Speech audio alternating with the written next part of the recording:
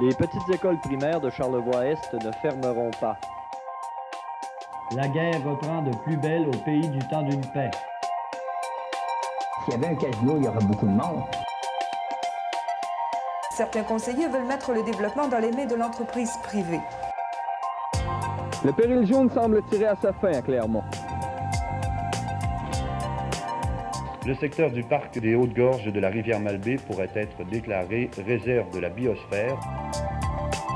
Le tortillard du Saint-Laurent pourrait être de nouveau en fonction. Il n'y en a plus d'autoroute à péage au Québec, pas plus à l'île qu'ailleurs.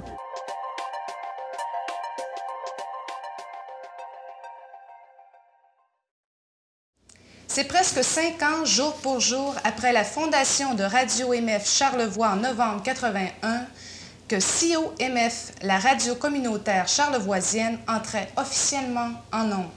Dimanche dernier, dans les locaux de CIO-MF à Saint-Hilarion, avait lieu l'ouverture officielle de la nouvelle station radiophonique. Les cérémonies protocolaires d'inauguration comportaient la traditionnelle coupure de ruban ainsi que le dévoilement du sigle de CIO-MF, réalisé par une artisane de la région, Mme Marie Proux. Plusieurs invités prestigieux assistaient également à la cérémonie, dont les députés fédéraux et provinciaux de Charlevoix, le ministre d'État à la jeunesse du Canada et les préfets des 2 MRC du territoire charlevoisien.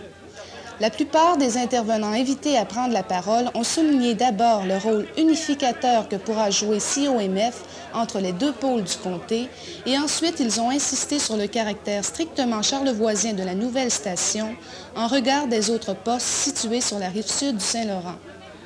Et là, on va cesser pour la première fois ici d'être inféodé aux gens de la rive sud.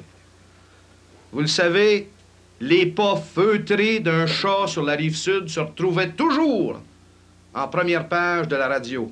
Nous, ça nous prenait un orignal dans le clocher pour qu'on en entende parler. CIO-MF, qui est officiellement en ondes depuis lundi dernier, diffuse sur la fréquence MF 96,3 de 6h à 22h sur semaine et de 10h à 22h les week-ends. La nouvelle station emploie 9 employés à plein temps.